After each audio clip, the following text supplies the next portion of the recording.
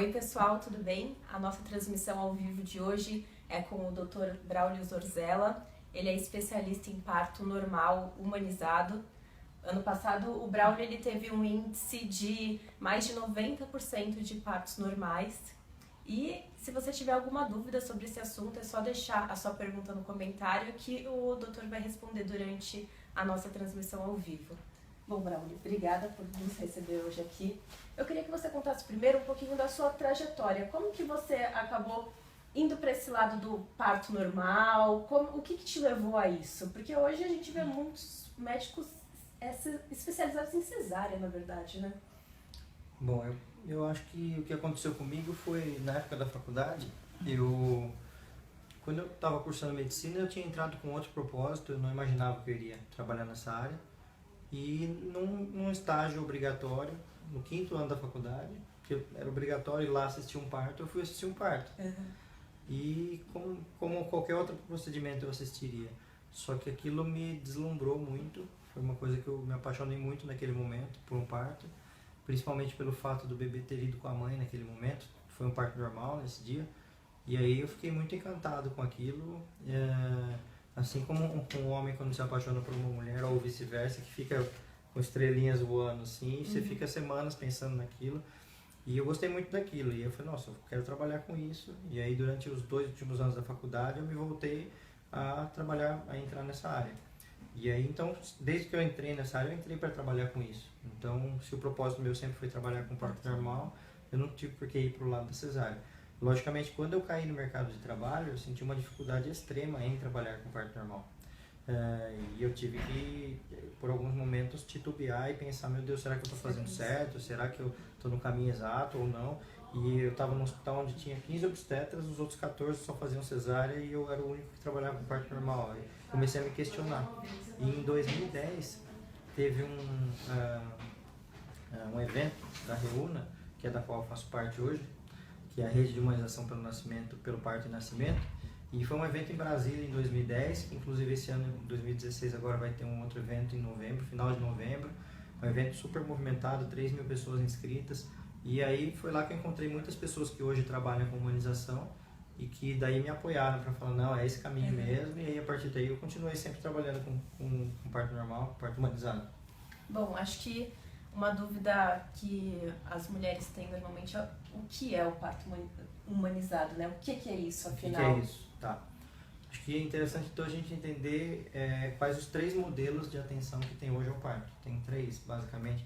Na verdade existem vários, mas assim, os 3 mais vigentes, os que estão mais acontecendo, né? Um modelo que é o modelo que eu chamo hoje do parto do século XX, que é o parto que foi estudado no século XX, desde o começo, mesmo desde a década de 20, 30, 40, que foi com a inclusão da cesárea no final do parto, quando não dava certo o parto normal, e aí já na década de 60, 70 e 80, uma lista de procedimentos para acelerar o parto, porque naquela época nos primeiros estudos obstétricos, eles observavam o parto e viam que os partos naturais rápidos, eles costumavam ser melhores do que os partos naturais demorados.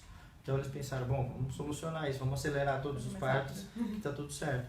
Então inventaram vários mecanismos de aceleração do parto, que são romper a bolsa artificialmente, colocação de ocitocina artificial, mandar a mulher fazer força na hora do bebê sair, não esperar apenas voluntariamente, empurrar a barriga, uma manobra que chama manobra de Christeler, fazer um corte na vagina para ajudar a saída do bebê, utilização de fórceps de rotina na década de 70.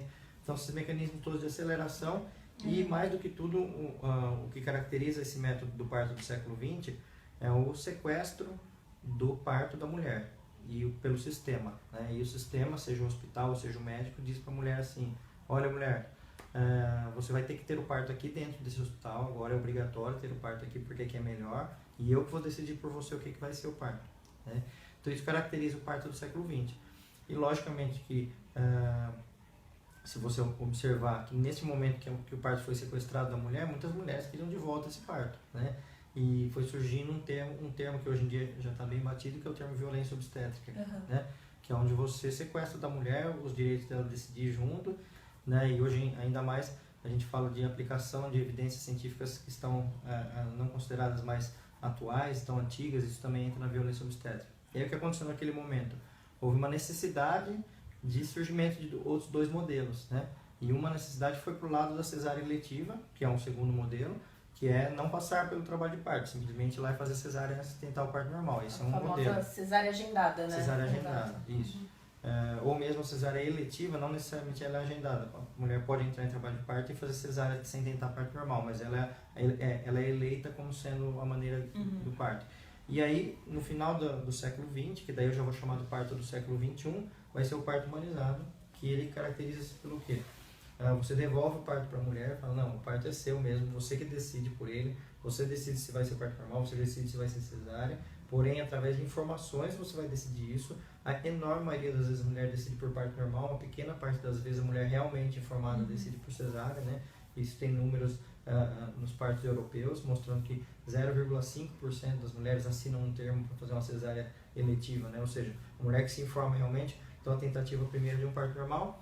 E aí, além da devolução da cesárea, além da devolução do parto para essa mulher, o que houve foi a individualização de cada caso. E é esse que é o ponto-chave da história. E como é que você individualiza cada caso? Primeiro, você vê com a mulher onde ela quer ter o parto. Se ela quer ter em casa, se ela quer ter numa casa de parto, se ela quer ter numa maternidade, num hospital. E aí, dependendo do risco que tiver esse parto, se tiver um baixo risco, ela pode ter onde ela quiser, desses lugares. Se tiver alto risco, é melhor que seja na maternidade. E aí você vai aplicar procedimentos de acelerar o parto apenas se necessário. Você vai aplicar procedimentos para limpeza do parto apenas se necessário, no caso de uma cesárea, por exemplo. E aí o parto humanizado, então, ele se caracteriza por uma tríade, que vem com o protagonismo da mulher, as evidências científicas mais atuais e individualizadas por mulher, uma por uma, e um outro ponto-chave da história, que é a disponibilidade 24 horas por dia para esperar esse parto. E aí, o que a gente preconiza no parto humanizado é por uma equipe transdisciplinar, que é uma equipe onde você vai ter várias pessoas, uma interage com a outra em função do melhor parto possível, com a melhor segurança possível, melhor conforto possível, seja esse parto gerenciado pelo SUS, seja gerenciado por um convênio ou por uma equipe particular. Bom, lembrando que o bate-papo de hoje é com o Dr. Braulio Zorzella. Ele é especialista em parto normal e humanizado. E se você tiver alguma dúvida sobre o assunto, é só deixar sua pergunta no comentário que o doutor vai responder durante o nosso bate-papo. Bom, algumas leitoras, elas já deixaram algumas dúvidas quando a gente anunciou que teria o bate-papo. A Thaís Regina Silva, ela falou o seguinte: estou grávida de 1 mês, o que devo fazer durante a gestação que poderá levar a um parto normal? A mulher que sonha em ter um parto normal, tem alguma coisa que ela precisa fazer? A gente, na parte assim, de orientações do que deve ser feito, em geral, na preparação dela durante o pré-natal e tudo mais, de preferência que ela pratique bastante atividade física, se for possível, né? E uma dieta mais voltada para produtos mais naturais do que artificiais. Só que não é isso que vai fazer ela ter o parto normal lá na frente, tá? Em geral, na natureza, do ano 1900 para trás, todas as mulheres tinham parto normal. A questão é que alguns bebês não nasciam com vida. Por isso que inventaram as intervenções para salvar esses bebês, não é? Então, assim, hoje em dia, se a gente for esperar, todas as mulheres entram em trabalho de parto, se esperar realmente, né?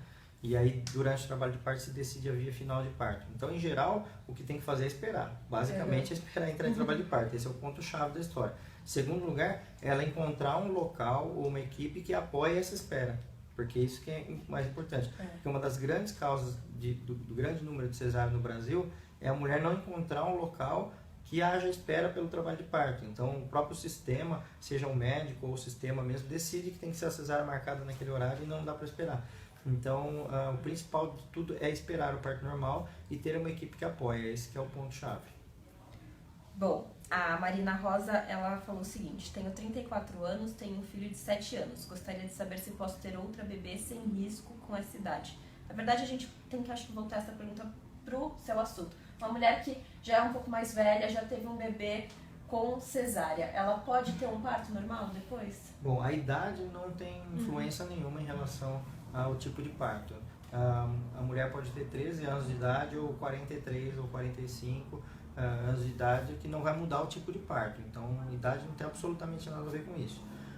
Em engravidar, a gente vai entrar em um outro conceito que a gente pode olhar de duas formas. A gente fala que a síndrome de Down, ela aumenta numa idade acima de 40 anos, né? Mas ela aumenta quanto? Ela triplica, só que ela triplica de 1 para 1000 para 3 para 1000. Então ela triplica, mas de uma forma que não é assim tão aumentada. Então, em geral, a gente recomenda que se a pessoa quer engravidar, independente da idade. Essa pessoa que perguntou, ela tem 34 anos, ela é super nova, ela está exatamente na faixa de ter filhos, né? A melhor faixa para ter filhos é entre 25 e 35 anos, da parte clínica da mulher, né? Então ela está tranquila. E no parto normal pós-cesárea, o que acontece? Vem um mito aí também do século XX de que uma cesárea tinha que fazer cesárea depois, novamente. Mas por quê? Porque quando começaram a fazer cesáreas inicialmente, eles não sabiam qual que era a consequência da tentativa de um parto normal. Então, por precaução, era preconizado que quando tinha uma cesárea, tinha que ser cesárea. Aí, no final da década de 80 e mais a década de 90, começaram a sair vários trabalhos de partos normais após cesárea. Começou a ver que há uma segurança, sim, em parto normal após cesárea. Hoje a gente fala em 0,3% de chance de ruptura uterina no parto normal após uma cesárea. E nesses casos onde há ruptura uterina, o parto dentro do hospital e aí a correção disso através de uma cesárea realmente, né? Então, assim, tem uma segurança grande em torno do parto normal após uma cesárea. E aí já no século XXI a gente já tem trabalhos com 2 cesáreas anteriores, inclusive, para parto normal após 2 cesáreas, e aí a gente vai falar de 0,6% de ruptura uterina em 2 cesáreas, ou seja, 1 ou 2 cesáreas está na mesma. Quem já trabalha com isso há muitos anos, a gente considera 1 ou 2 cesáreas o mesmo caso praticamente, não faz diferença para esse caso, né? Na Europa, em geral, que já faz tempo que liberou o parto normal após 2 cesáreas também. Aqui no Brasil ainda tem um certo receio, após uma cesárea, parto normal, após 2 cesáreas se faz cesárea, mas a tendência é que isso acabe. É um mito, na verdade, né? É que é um mito, a questão de quando a gente vai falar de mito, é bom a gente dividir em 2 tipos de mito, né? Você tem aquele mito folclórico, na obstetrícia, né? O mito folclórico é o quê? Por exemplo, não pode lavar cabelo 40 dias depois do parto, porque eu não sei nem o que acontece, que as pessoas falam, mas acontece alguma coisa. Isso é um mito folclórico. E aí a gente tem mitos que são mitos... mitos técnicos, né? Que algum dia já achava-se isso, e aí isso continuou. Por exemplo, circular de cordão enrolado no pescoço, né?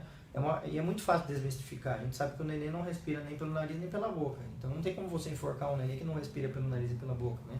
Então, circular enrolado no pescoço é um mito que veio de uma época que o próprio médico achava que aquilo era um problema, e hoje a gente sabe que não tem problema nenhum, né? Assim como esse que você falou, o mito de ter que fazer cesárea depois. Mas isso era dentro da medicina, né? Por isso que se perpetuou por muito tempo. Isso. Bom, vamos ver alguns comentários aqui que o pessoal está fazendo. A Ana Cláudia está falando: estou morrendo de medo, meu bebê nasceu esse mês. Bom, não tem que ter medo nenhum, né? Claro. Medo de nascer? Aí a gente vai entrar nos outros conceitos que nem cabe muito ao obstetra, cabe mais ao pediatra e ao psicólogo, né? Medo de ser mãe, né? Mas isso aí faz parte, né? É um amadurecimento. Eu falo que a vida da mulher, ela é dividida pelas letras M, que é a letra M da menarca, que é quando ela menstrua, a outra letra M da maternidade e a outra da menopausa, né? São as fases da vida. Então ela está entrando para essa letra M da maternidade. Segunda. Bom, a Nívia Patrícia Montenegro está falando: meu bebê nasce em agosto e quero muito um parto rápido normal. Isso daqui, rápido e normal, não dá pra... não tem como adivinhar, né, como que vai ser. O parto que dá pra gente saber que é rápido é a cesárea. Esse parto é rápido, porque você vai lá em 1 hora e acabou, né? Agora o parto normal ele pode ser, ele pode durar 1 hora, pode durar 24 horas. Só que tem uma questão também. Os partos rápidos normais, eles costumam doer mais. Porque toda a força de contração é empregada de uma vez só para o bebê nascer rapidamente. E os partos demorados normais, eles costumam doer menos, porque essa dor é dividida durante aquele tempo, né? Então eles cansam mais, só que dói menos, né? E o parto rápido não cansa tanto, só que dói mais. Mas assim, acho que a maneira de entender essa questão de ser rápido ou de doer é de outra forma. A gente tem que entender, quando a gente olha para uma pessoa tendo dor, em geral a gente tem dó dessa pessoa, não é? Só que quando a gente olha uma mulher tendo dor, que ela vai ganhar um prêmio lá na frente, é como a gente olhar um atleta que tem dor no esporte dele, lá um atleta maratonista que está correndo, ele está cansado e com dor, mas você tem dó daquele atleta? Não, porque você sabe que ele vai ganhar um prêmio. Então quando a gente olha por esse lado, e a gente sabe que a maratona demora também, né? E se o parto for uma maratona, ganhando o prêmio lá na frente é isso que importa. Então não é a velocidade do parto, mas sim os benefícios dele que contam. A Josiléu comentou: depois de 17 anos vou ter meu segundo baby, agora uma princesa. E quero novamente ter parto normal. Recuperação muito rápida e ótima. Esse é um dos grandes benefícios do parto normal em relação à cesárea, né? Com certeza. A recuperação. A recuperação é um dos pontos chaves, porque eu gosto de comparar de uma outra forma até para entender e para conseguir ficar um pouco mais concreta essa questão da recuperação. Vamos imaginar funcionamento intestinal, tá? Número 2, né? Uma pessoa vai no banheiro. Se ela for ao banheiro naturalmente, ela tem uma certa recuperação depois desse evento, certo? Se ela for para um hospital, fizer uma cirurgia, cortar a barriga, tirar as fezes e dar ponto, ela tem uma recuperação bem diferente e é mais ou menos a comparação entre ter um parto normal e ter uma cesárea. No parto normal, simplesmente acontecem contrações, uma passagem que é feita para aquilo abre, o bebê sair, a passagem fecha, o sangramento acabou de passar, ela pode, se ela quiser 2, 3 dias depois, ela pode até fazer academia se ela quiser, se não tiver ponto, se não tiver nada, né? Em geral, a gente libera para atividades físicas mais por cansaço após uma semana do parto, né? Já a cesárea, não. A cesárea tem corte, 7 camadas, né? Consequentemente, além do sangramento que tem no parto normal, que é a parte uterina, na cesárea também tem. Você tem um sangramento das 7 camadas. Então, a pessoa fica mais debilitada, tem chance de abrir, tem chance de infeccionar, tem dor para tossir, dor para espirrar, dor para falar. Algumas pessoas têm muita sorte de não ter dor no pós-cesárea, né? Isso também na base de muita medicação, que também passa no leite pro bebê, mas não tem dor. Agora, muitas pessoas têm muita dor e muita dificuldade na recuperação. A maioria das mulheres tem um trabalho de uma enfermeira obstétrica que ela entrevistou mulheres que tiveram parto normal e cesárea e que 98% das mulheres, a mesma mulher teve um normal e cesárea, 98% das mulheres falou que doeu mais a cesárea do que o parto normal. Porque é o conjunto da dor, o conjunto da recuperação, o conjunto da falta de vínculo com o bebê que a cesárea proporciona também. E é uma dor psicológica junto, não só uma dor física. Eu já ouvi algumas mulheres falando também que quando você teve um parto normal, você, enfim, sentiu dor, mas quando o bebê nasce, você até esquece da dor já, né? Você... É que nem o que você falou do prêmio, né? Acho que é a gratificação. A gratificação, e tem uma outra questão também, que ela é física mesmo, né? Quando a gente tem alguma dor por algum motivo, se a gente tropeçar, cair, bater a perna, você machuca aquele lugar, né? E esse machucado é que gera o estímulo nervoso para você ficar sentindo dor depois, né? Ou mesmo dores onde você toma uma pancada e fica latejando depois, você continua tendo estímulo, né? A hora que o parto acaba, não tem mais estímulo nenhum, então por isso que não sente dor nenhuma mais, né? E uma outra questão que entra nessa parte mesmo do afeto com o bebê e tudo mais, e de esquecer, e um dia depois a pessoa fala, não lembro como foi, eu sei que foi muito forte a dor, mas eu não lembro como ela foi, né? A Bianca, ela tá comentando, tive parto normal e meus pontos infeccionaram. Meu caso ficou complicado, passaram-se 2 anos e estou grávida de novo. Posso ter normal novamente ou vou ter que optar por cesárea? Acho que ela tá falando do corte no períneo, né? Provavelmente. Se a gente for relembrando agora que eu falei que tem 3 modelos de parto, né? Parto tradicional, a cesárea eletiva e o parto humanizado. No parto tradicional se faz aquele corte na vagina e aí dá pontos depois, né? Como é um corte de tecidos, aumenta a chance de infecção. O que a gente orienta normalmente, que é o que tem hoje de evidências científicas mais atuais, é não ter o corte, né? É ter o parto normal sem corte, e aí ela pode treinar o períneo fazendo massagem perineal, que é uma massagem que se faz na borda do períneo, né? Pode até incrementar um pouco, tem um aparelho que se chama Epinol, que é uma bexiguinha que coloca na vagina para ajudar a distender, mas só a massagem perineal já resolve bastante. E basicamente na hora do parto, ninguém empurrar a barriga dela. Se ela for pro método tradicional que alguém vai lá empurrar a barriga, força demais a saída e isso machuca. Então, quando não tem a manobra de Christeler, quando não tem o puxo dirigido, que é quando você fica mandando a mulher fazer força, ou seja, quando o bebê sai naturalmente, em geral, não lacera. 70% 80% das vezes não acontece nada. De 20% a 30% das vezes lacera, mas é muito menor do que se fosse aquele corte. Então a chance de infeccionar é bem menor também, né? Então o que eu recomendaria para ela é ter parto normal sim, porque quem teve um parto normal, o segundo acaba sendo muito mais fácil, e não fazer o corte. Mas isso também vem um pouco do médico, né? Sim, mas daí ela tem que buscar a informação de onde ela vai ter o parto, e nós já vamos falar de plano de parto. Plano de parto é o quê? Ela planejar onde vai ter, como vai ter, com quem vai ter. Se ela for pelo SUS, que ela vá na maternidade, que visite antes, que converse com a coordenação de enfermagem ou mesmo no posto de saúde de referência para saber como que é o sistema aqui, como é que é o tipo de parto aqui, se realmente atende o que ela procura, se for no convênio a mesma coisa, se ela tiver uma equipe particular, ou seja, ela planejar antes com a equipe o que vai ser feito e ela pactuar isso antes, vai ter ou não vai ter o corte, como é que vai ser, né? E mesmo que tenha o corte, vamos pegar na comparação do parto do século XX, algumas pessoas falam assim, já que vai cortar embaixo, corta em cima. Né? Não é válido isso, porque o corte embaixo você corta apenas 2 tecidos e o corte em cima você corta 7 camadas. Então assim, o corte em cima da cesárea ele é muito mais agressivo do que o corte embaixo. A Amanda tá falando aqui, doutor, tive pré-eclâmpsia grave e com 28 semanas minha bebê veio a óbito. Meu parto foi induzido. Isso quer dizer que eu tive um parto normal? Tenho que esperar quanto tempo para ter outra gestação sem complicações? Tá. Bom, a pré-eclâmpsia, seja ela leve, moderada ou grave, ou a eclâmpsia, ou todas as síndromes que estão em volta da hipertensão gestacional, né? Que é quando a pressão sobe, em geral da metade para o final, no final da gravidez, ela ocorre de 6 a 8% das grávidas, então realmente ela tocou no ponto-chave da gestação de alto risco, que é a que mais acontece, é a dela mesmo, né? Pelo que ela está dizendo aí, foi um caso muito grave, né? Com óbito fetal com 28 semanas, né? Se foi um parto induzido e o bebê saiu pela vagina, sim, ela teve um parto normal, então ela já tem um parto normal, vai ser mais fácil ela ter um segundo parto normal. Questão de tempo de espera, ela vai precisar ver com o médico dela como é que estão os exames dela, se foi rastreado o motivo ou não para ela ter a pré-eclâmpsia, se tem alguma recomendação. Então, em geral, a gente fala para esperar 6 meses para ter um próximo, mas isso depende muito do caso dela, ela precisa ir no médico dela ver isso. Uhum. A Nívia Patrícia Montenegro está falando, se eu sentir muita dor na hora do parto, posso pedir analgesia? Sim. Na verdade, quando a gente vai falar de dor de parto, primeiro a gente vai falar da prevenção dessa dor. Prevenção da dor, ela está no pré-natal, com informação principalmente. Quanto mais informação a mulher tiver, quanto mais ela se sentir segura e confortável na hora do parto, menos dor ela tem. Então já começa por aí. Aí se mesmo assim não resolver, tem métodos naturais.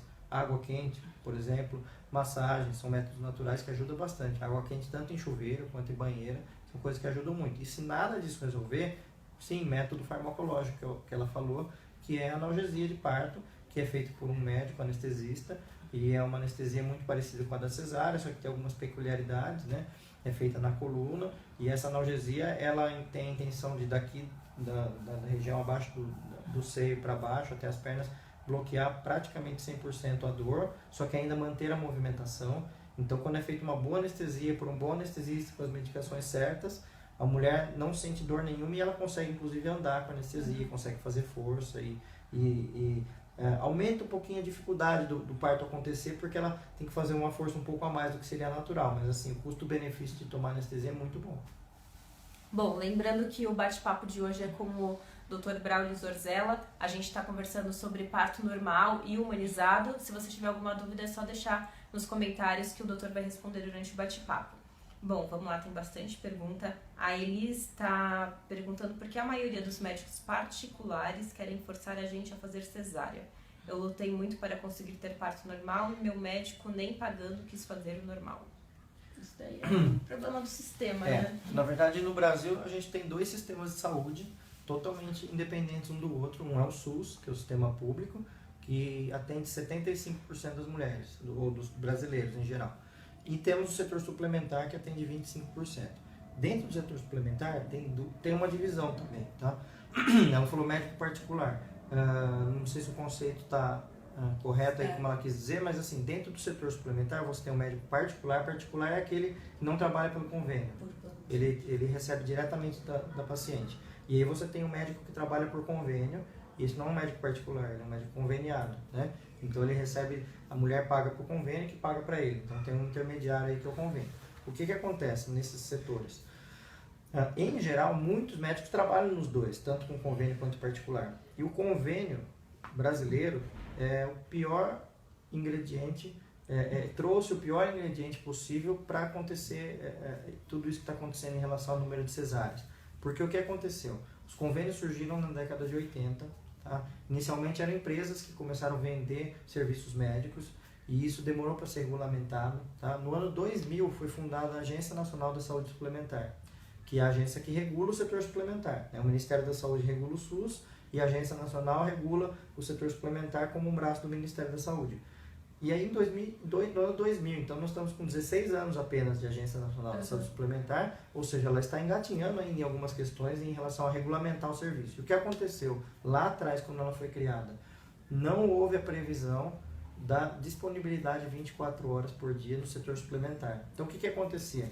Vamos pensar no ano 2005, por exemplo. Qualquer mulher que tinha convênio, ela entrava em trabalho de parto, não tinha um médico para atender ela de plantão 24 horas. Então ela tinha que chamar o médico do consultório. Isso passou a ser um conceito, uma tradição aqui no Brasil. Chamar o médico do próprio consultório. Mas não porque a mulher brasileira queria chamar o médico, porque não tinha outro.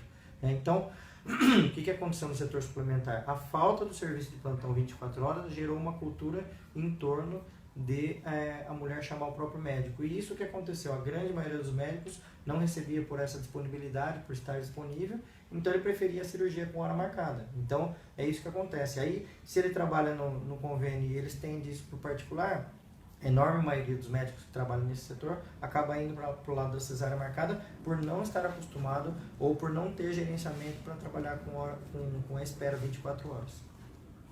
Tá ótimo. Vamos aqui para a próxima pergunta. A Aline está perguntando quando é mais de um bebê, o senhor aconselharia parto normal ou humanizado? Na verdade, não... Na verdade, uma coisa não exclui outra, né? Vamos só reconceituar. Parto humanizado é um modelo de atenção do século XXI, onde você respeita a decisão da mulher e usa as evidências científicas mais atuais e fica 24 horas por dia disponível, tá? Parto normal, o bebê sai pela vagina, independente de qualquer método, se é humanizado ou se é no tradicional. 2 bebês gêmeos, né? Em geral, a ideia é a mesma, esperar parto normal. Por quê? Porque o trabalho de parto tem benefício para qualquer bebê, seja 1, 2 ou 3 lá dentro do útero da mãe. Então, entrar em trabalho de parto termina de amadurecer o bebê em todos os seus sistemas, né? Desde o pulmonar, que é o que acaba sendo mais importante quando nasce, o imunológico, o hematológico, o gastrointestinal, o neuromotor, que são todos sistemas que terminam de amadurecer no trabalho de parto. Então, para o gemelar vale a mesma coisa, né? Para os gêmeos. E aí a questão é o seguinte, no desfecho final do parto é que a gente vai ver como é que vai ser. Quando é um bebê só, vai depender de posição, de tamanho, né, e do funcionamento da placenta para acontecer. Nos bebês gêmeos, você vai ter também, depender do tamanho, da posição. Uma parte nos gêmeos é mais fácil do que um só. Normalmente gêmeos, cada bebê é menor do que se fosse um só. Então, em geral, pesa 2 kg, 2,5 kg. Então, eles têm passagem melhor. Então, na parte da passagem, para gêmeos é mais fácil. Na parte de oxigenação e posicionamento é que vai pegar em alguns casos. Então, às vezes, se for uma placenta só, dificulta um pouco, porque um bebê acaba pegando do outro, então dificulta um pouco mais a questão do parto normal. Se for um bebê numa posição que eles acabam ficando numa posição muito travada um com o outro, em geral, a posição, quando o primeiro bebê ele sai pélvico, o segundo bebê sai cefálico, pode haver um enganchamento das cabeças, e aí é melhor que seja cesárea. Tem alguns casos específicos de gêmeos, é melhor que seja cesárea. Mas a ideia é esperar parto normal primeiro e daí durante o trabalho de parto ver qual vai ser o melhor parto. Só um minutinho que eu não estou conseguindo acessar aqui as perguntas. Deixa eu voltar aqui.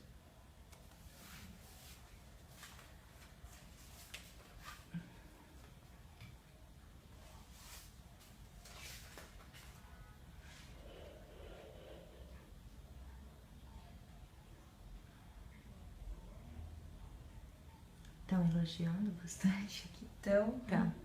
Quer me passar alguma pergunta, Lu? Porque acho que tá voltando aqui. A Isa tá perguntando, se a pessoa é menor de idade, vai ganhar bebê, o médico pode mandar ser cesárea mesmo sem consentimento da mãe? Isso daí não... A mulher que você falou, né? A mulher que precisa decidir o que ela quer, independente quando a mulher é menor de idade, se ela puder ter um maior de idade com ela, seja o marido dela, se for maior de idade, ou o pai ou a mãe, que responda como responsável, isso vale para qualquer tipo de atendimento em saúde, né? Então, se, por exemplo, uma mulher, não vai uma criança sozinha no pronto-socorro, a mãe leva ela junto, né? Então, ela tem que ter um responsável legal pelas decisões, mas vale a mesma coisa. Se ela é menor de idade ou não, no parto humanizado vale a decisão dela junto com o médico, né? Na cesárea eletiva, em geral, não tem muita decisão, porque é só cesárea, então não tem outra escolha, né? Então, as pessoas vão direto para cesárea. E no parto tradicional, não, a mulher não tem essa participação na decisão, seja ela adolescente ou seja ela adulta. Bom, a Érica, ela tá falando que ela tem útero bicorno, é assim mesmo que se fala? Já tive uma cesárea há 4 anos. Posso tentar um parto normal? Estou de 39 semanas, ganharei através do SUS. Sim, o útero bicorno é apenas uma mudança no formato do útero, né? Em geral, o útero ele tem o formato de uma lâmpada, né? Ou de um abacate. E o útero bicorno ele tem um formato parecido com o de um coração aqui na parte de cima, né? Ele forma 2. Mas isso não muda o tipo de parto. Ela pode tentar parto normal da mesma forma, não tem indicação nenhuma de pensar no tipo de parto baseado no como é o útero dela. Então, no caso dela, é pensar a questão de uma cesárea anterior, como eu já falei antes, que pode ter parto normal depois de uma cesárea. Tá ótimo. Deixa eu dar uma olhadinha aqui nas outras perguntas. tem alguma pergunta aí que eu ainda não fiz? Sobre a casa de parto, somente com enfermeiras obstetras assegura o parto humanizado. Tá. Bom, o local do parto, né?